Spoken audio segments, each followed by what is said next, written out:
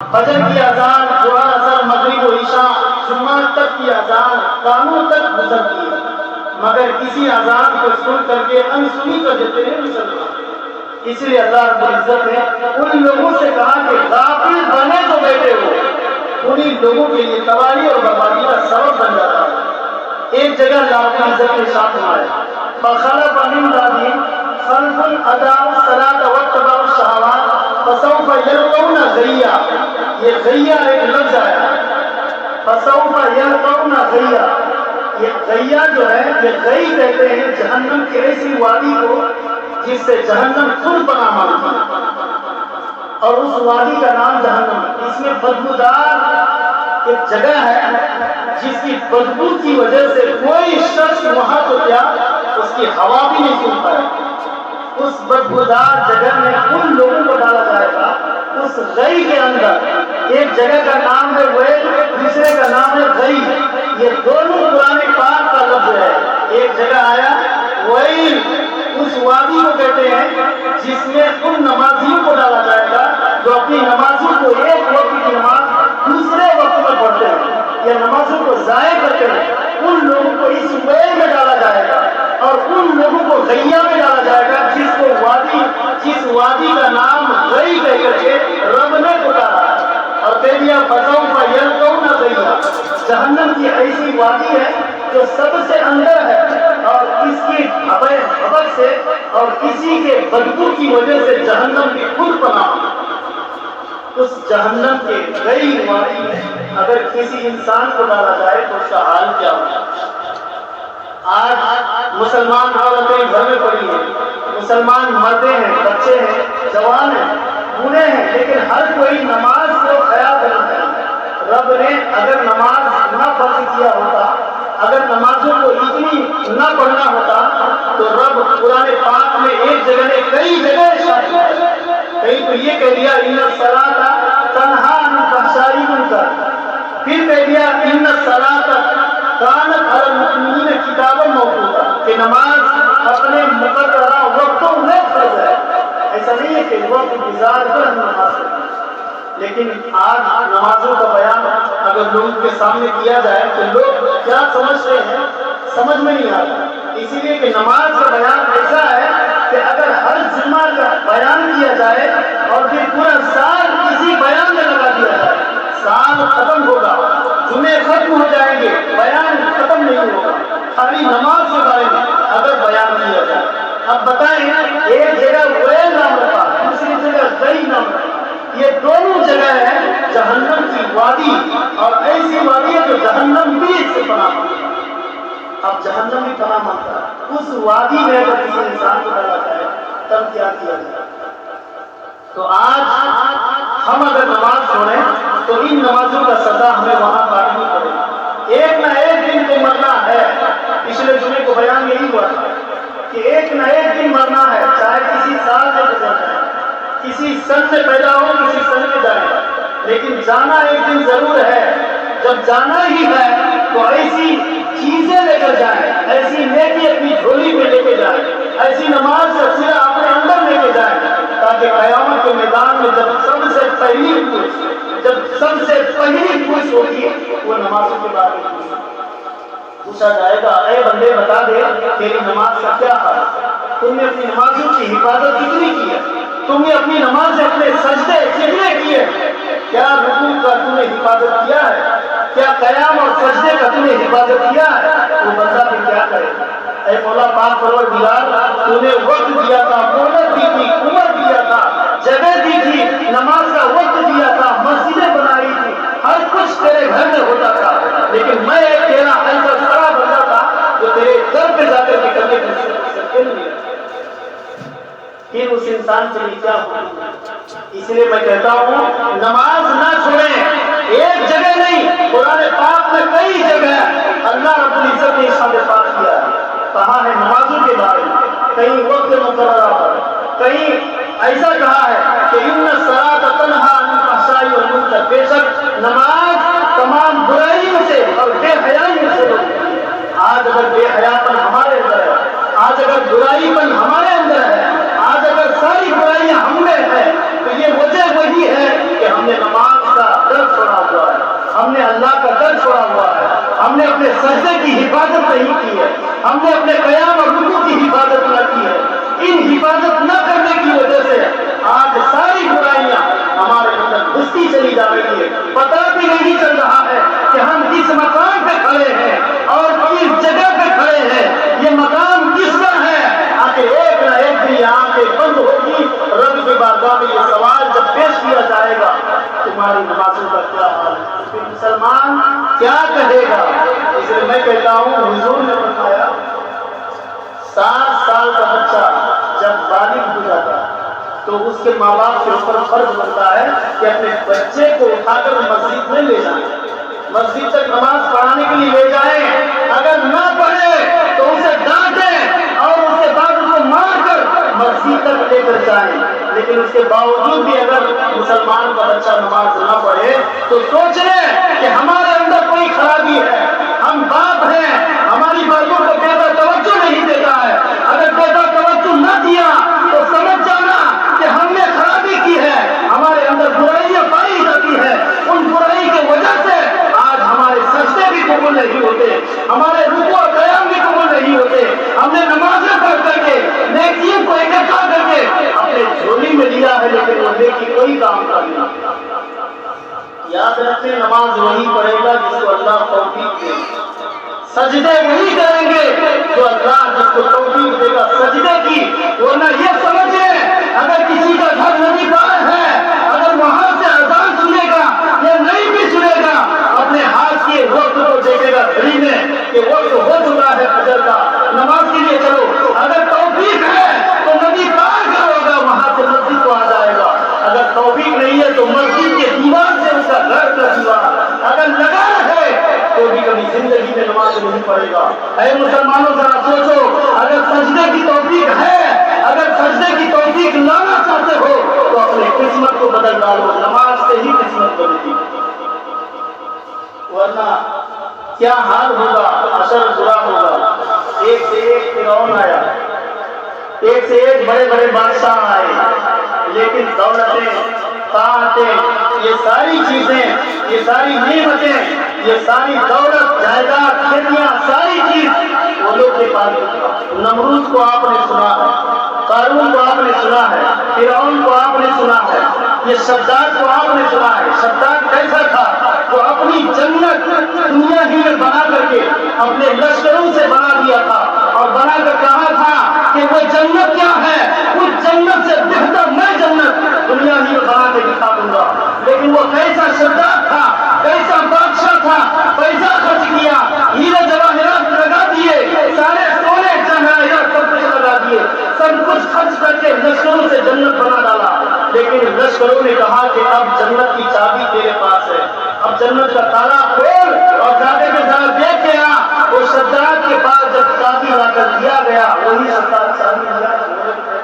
جب جا رہا تھا جنت دیکھنے کے لیے تو سوچ رہا تھا کہ آج وہ جنت کی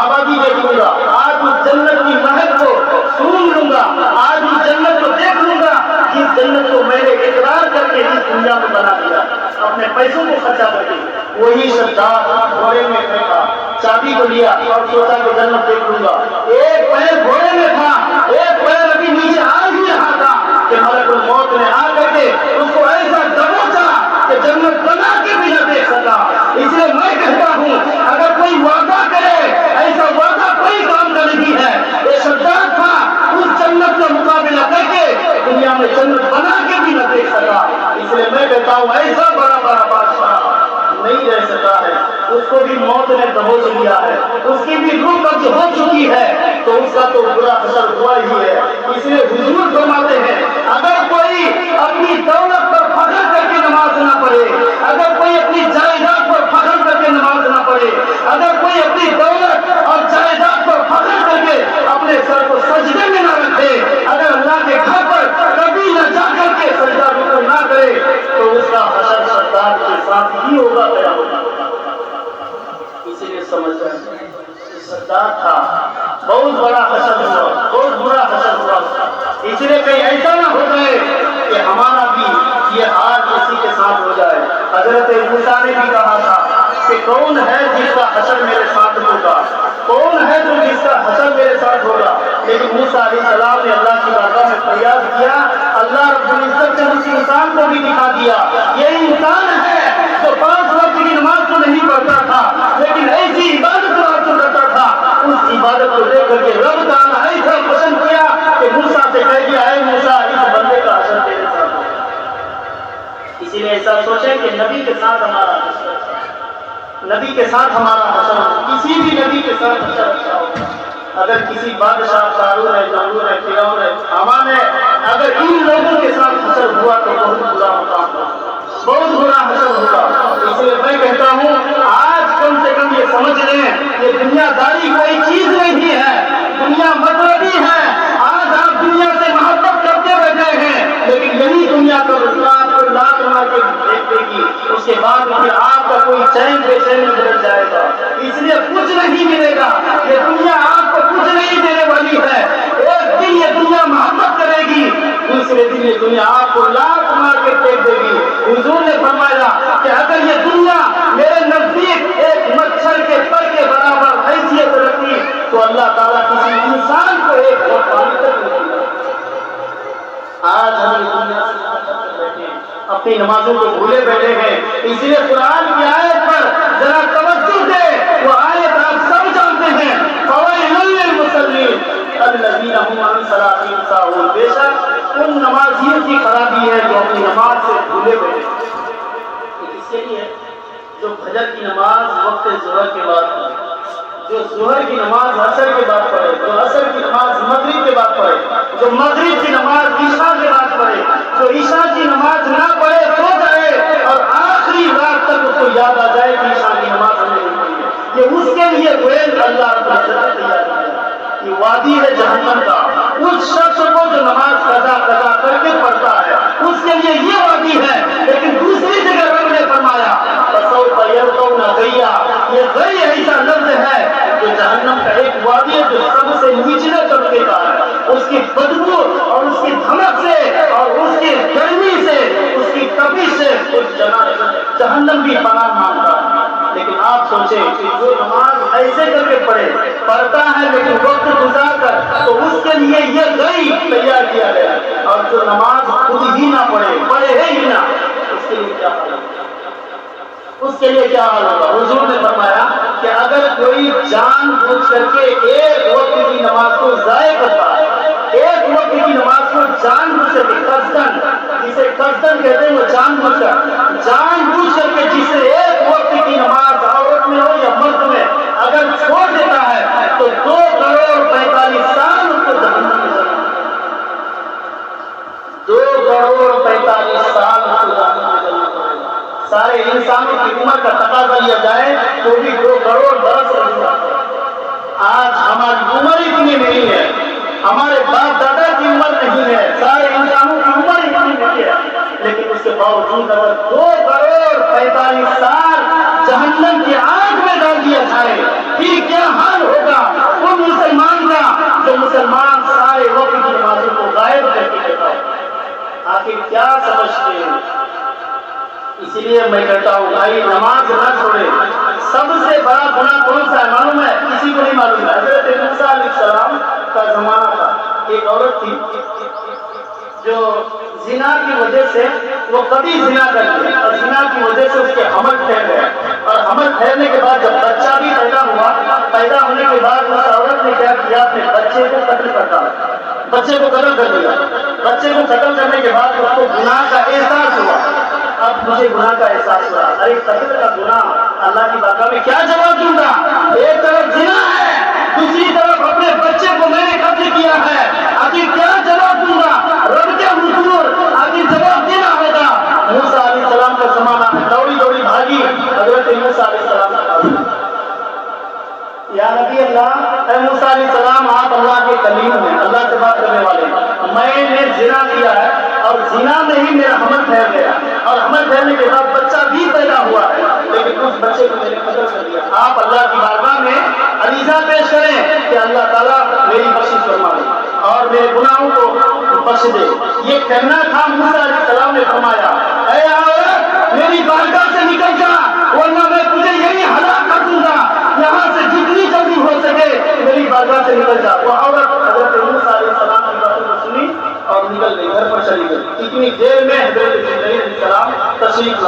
اللہ کا پیغام لے آیا. اللہ نے فرمایا اے جبرائیل جاؤ موسیٰ علیہ السلام کی بارگاہ میں جاؤ, موسیٰ سے کہہ دو اے موسیٰ جانتے نہیں ہو کہ یہ سب سے بڑا گناہگار عورت نہیں ہے, یہ سب سے بڑا گناہگار عورت ایسا نہیں ہے. اگر سب سے بڑا گناہگار کوئی انسان ہے تو وہ انسان بے نمازی ہے, جس نے نماز نہیں پڑھا ہے, آج تک نمازوں کو نہیں پڑھا ہے, نمازوں کو وقت گزار کر پڑھا ہے. تو پتہ چلا موسیٰ علیہ السلام نے فرمایا اے لوگوں, اے میرے امت کے لوگوں, اے حضور کی امت کے لوگوں, سن لو کہ زنا سے بھی بدتر نماز بے نمازی گناہگار ہے. زنا سے بھی بدتر بے نمازی کا گناہ ہے, اور قتل سے بھی بڑھ کر سب سے بڑا گناہ اگر کوئی کرتا ہے وہ بے نمازی ہے. اس لیے نماز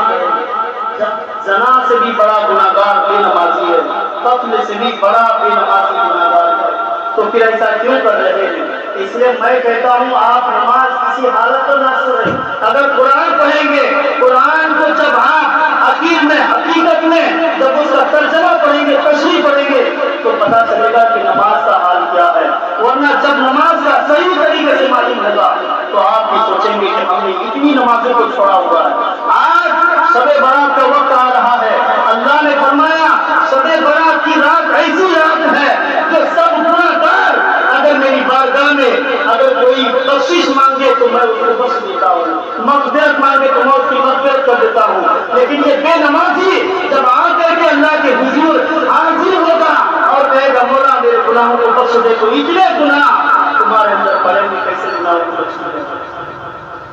اس لیے نماز ہر چیز نہ چھوڑیں. تو اللہ حضور نے فرمایا تھا, ایک صحابی رسول ہے جس کا نام عبداللہ بن مکتوم ہے, وہ نابینا صحابی ہے, اندھے ہیں, آنکھوں میں روشنی نہیں ہے, وہ گھر سے نہیں آ پاتے ہیں مسجد کو, لیکن گھر میں ضرور نماز پڑھتے تھے. ایک دن حضور کی بارگاہ میں حاضر ہوا اور حاضر ہونے کے بعد عریضہ پیش کیا, یا رسول اللہ علیہ السلام آپ تو جانتے ہیں میں آپ کا صحابی ہوں, ایک طرف سے میں اندھا ہوں, نابینا ہوں, میں اپنے گھر سے نہیں آ سکتا, اس لیے کہ مدینے میں زہریلے جانور زیادہ ہیں, درندے زیادہ ہیں, کہیں ایسا نہ ہو میں نابینا ہوں, مسجد کو جا رہا ہوں اور کوئی درندہ آ کر کے مجھے چیر پھاڑ کے کھا لے. یا رسول اللہ مجھے اجازت دے کہ میں وہی نمازوں کو اپنے گھر میں پڑھ لوں. لیکن حضور نے فرمایا اے صحابی سن لے, اگر تو نابینا ہے, اگر تیری آنکھ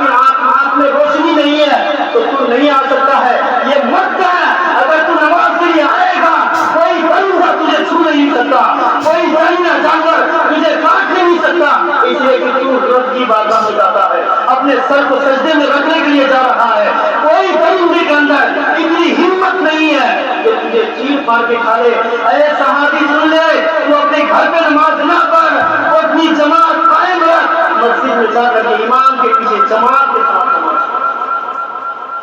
آج ہم کیا کرتے ہیں کہ نمازوں کو بھولے بجے نہیں پڑھتے ہیں, پڑھنے کا من نہیں کرتا, سستی کی وجہ سے, کاہلی کی وجہ سے, غفلت کی وجہ سے, نیند کی وجہ سے, کسی کے ڈر کی وجہ سے, کسی قرض دار کے بوجھ میں نہیں پڑھ سکتے ہیں. تو آپ ایسا نہ سمجھیں کہ ہم اگر نماز نہ پڑھیں گے تو اور برائیاں ہمارے اندر آ جائیں گی, یہ سمجھ لیں. اس لیے اللہ کے حضور حاضر ہو جائیں, اللہ کے در پہ جب آپ بنا چکے ہیں, مسجد عالیشان بنانے سے نہیں ہوگا, مسجد میں آباد کرنے سے نہیں ہوگا, مسجد آباد کر کے عبادت کرنے سے ہوگا. اس لیے میں کہتا ہوں نماز ہر حالت میں نہ چھوڑیں, نماز ہر حالت میں پڑھتے رہیں, ورنہ ان نمازی دنیا کا حال آپ نے سنا ہوگا. حضرت نوح علیہ السلام کے زمانے میں جب طوفان آیا تھا, طوفان اتنا تھا کہ جبل پہاڑ کے اوپر 30 ہاتھ اوپر تک پانی چلا گیا تھا, لیکن اس حال میں کسی بڑھیا کی جھوپڑی بچ نہیں سکتی ہے, کسی بڑھیا کو کوئی بڑھیا بچ نہیں سکتی ہے, لیکن وہ بڑھیا اللہ کی بنتی ہے, اپنے گھر میں نماز پڑھ رہی تھی. حضرت موسیٰ علیہ السلام کو, حضرت نوح علیہ السلام کو رب نے فرمایا اے نوح اپنے کشتی میں میرے نیک بندی کو سوار لے تاکہ وہ غرق ہونے سے بچائے, تاکہ وہ ڈوبنے سے بچائے. اے نوح میں ایک طوفان برپا کرنے والا ہوں, کہیں وہ طوفان میں سارے انسان ہلاک ہو جائیں. اس لیے جو میرا نیک بندہ ہے, جو تیرا نیک امتی ہے, ان تمام کو اپنے کشتی میں سنبھال لینا اور اس کو کشتی میں لے کر کے پانی میں ٹھہرا دینا. لیکن حضرت نوح علیہ السلام سے جب دیکھا کہ وہ بڑھیا نماز پڑھ رہی تھی, نوح علیہ السلام سے وہ بڑھیا کہنے لگی اے نوح علیہ السلام اللہ کا فرمان ہے کہ ایک طوفان آئے گا, اپنی کشتی میں مجھے بھی بچا لینا. حضرت نوح علیہ السلام نے فرمایا اے بڑھیا ضرور تجھے بھی بچا لوں گا, میں سوار لوں گا۔ اے مسلمانوں غور سے سنو، اس بڑھیا نے کہا حضرت نوح علیہ السلام کشتی تیرانے سے پہلے سب کو لے لیے، لیکن بڑھیا کا سوال ہو گیا کہ بڑھیا نے کہا تھا مجھے بتا دینا، اپنی جھوپڑی میں نماز پڑھ رہی تھی، حضرت نوح علیہ السلام بھول گئے، طوفان بھی آیا، تباہی مچاتا ہوا چلا بھی گیا۔ حضرت نوح علیہ السلام اس پانی میں کشتی تیار رہے تھے، جب طوفان آیا تباہی مچاتا ہوا چلا گیا۔ حضرت نوح علیہ السلام کو بعد میں یاد آیا کہ اللہ اکبر، میں نے کیا غلطی کیا ہے، وہ بڑھیا نے کہا تھا مجھے بچا لینا، اے پاک پروردگار میں نے تیرے اس نیک بندی کو نہیں بچا پایا ہے، اب اس کا حال تو جانے اور وہ بڑھیا جانے۔ اس کے بعد حضرت نوح علیہ السلام نے کشتی کو ایک جگہ رکھا، اس کے بعد نوح علیہ السلام نوح علیہ السلام اس بڑھیا کے پاس چلی گئی، دور سے کیا دیکھا، جھوپڑی بھی سلامت ہے، جھوپڑی کے اندر بڑھیا بھی سلامت نماز ادا کر رہی ہے۔ حضرت نوح علیہ السلام جھوپڑی کے قریب آئے، آنے کے بعد بڑھیا نماز سے فارغ ہونے کے بعد پوچھنے لگی، اے نوح علیہ السلام کیا مجھے بچانے کے لیے آئے ہو، کیا طوفان آنے والا ہے، کیا یہ پانی آنے والا ہے، اب مجھے بچانے کے لیے آئے ہو؟ نوح علیہ السلام رو پڑے اور کہنے لگے، اے بڑھیا تم جانتی نہیں ہو، تباہی آتا ہوا مچاتا چلا گیا، یہ باڑھ آیا بھی چلا بھی گیا، سارے انسان سارے جانور ہلاک بھی ہو گئے، اے بڑھیا تجھے نہیں معلوم یہ تباہی مچاتا ہوا چلا گیا، تو نماز پڑھ رہی ہے لیکن یہ تباہی مچاتا ہوا چلا گیا۔ بڑھیا کہنے لگی، یا رسول اللہ، یا اے حضرت نوح علیہ السلام، میں اللہ کی بندی، تو اللہ کا بندہ، تو اللہ کا نبی ہے، اور میں نماز پڑھ رہی تھی، قسم خدا کی، قسم اس رب کی، میں جب نماز پڑھ رہی تھی مجھے پتا بھی نہیں چلا کہ طوفان کیسا آیا کیسا چلا گیا۔ اسی لیے نماز پڑھا کریں، نماز اگر پڑھا کریں گے تو سستی کاہلی دور ہوگی، یہ ساری چیزیں برائیاں جو ہیں یہ سب ختم ہوں گے۔ یہ برائیاں اگر ختم کرنا ہے تو اللہ کی آیت پر دھیان دیں، ان الصلاۃ تنہا عن الفحشاء والمنکر، بے شک نماز تمام برائیوں سے بے حیائیوں سے روکتی ہے، منع کرتی ہے۔ اگر آپ نماز پڑھیں گے ان بے حیائیوں سے رک جائیں گے، ان برائیوں سے رک جائیں گے، ان بری چیزوں سے رک جائیں گے۔ اگر نماز نہ پڑھیں گے ساری دنیا کی برائیاں آپ کے اندر ہو جائے گی۔ کوئی انسان اولاد ہو جائے وہ شکریہ ادا کرتا ہے، کسی انسان کی بیماری صحیح ہو جائے کوئی انسان شکریہ ادا کرتا ہے، کسی انسان کو اگر شادی کا موقع مل جائے تو وہ شکریہ ادا کرتا ہے، اگر کسی انسان کو کہیں سے دولت مل جائے شکریہ ادا کرتا ہے، اگر کہیں سے نعمت مل جائے شکریہ ادا کرتا ہے۔ تو کیا سوچتا ہے کہ میں رب کے لیے شکر ادا کرتا ہوں؟ شکریہ نہیں بلکہ حضور نے فرمایا سجدہ شکر کرو، یہ مستحب ہے، نعمت ملی ہے، اولاد ملی ہے، سفر سے واپسی آ چکا ہے، ایک سے ایک دولت تمہارے ہاتھ آئی ہے، تو سجدہ شکر ادا کر۔ 2 رکعت نماز حضور نے نہیں ادا کرنے کے لیے کہا بلکہ یہ کہا کہ اولاد اگر خوشی میں آ گئی ہے، اگر بیوی حاملہ تھی، اگر اولاد تمہارے اندر بات سلامت آ چکی ہے، اس اولاد کے لیے شکریہ ادا کر۔ اور شکریہ کیسا کرنا ہے؟ آپ کو مسجد جانا ہے یا ایک 5 جگہ پر جانا ہے، کھڑے ہو کر کے سیدھا سجدے میں چلے جانا ہے اور سجدے میں جا کر کے سبحان ربی الاعلیٰ 3 مرتبہ کہہ کر کے پھر ویسے اللہ کو کہتا ہوا کھڑا ہو جانا ہے۔ یہ سجدہ شکر ہے، اگر ادا کریں گے تو اللہ تعالیٰ اس کو ڈھیروں ثواب بھی دے گا، اور اس سجدہ شکریہ کی وجہ سے اللہ آپ کی اولاد میں برکتیں دے گا، ڈھیر سارے اولاد دے گا، اور دولت میں برکتیں ہوں گی، گھر میں آباد میں برکتیں ہوں گی، ہر چیز میں برکتیں ہوں گی، دکان میں مکان میں ہر چیز میں برکتیں ہو جائیں گی۔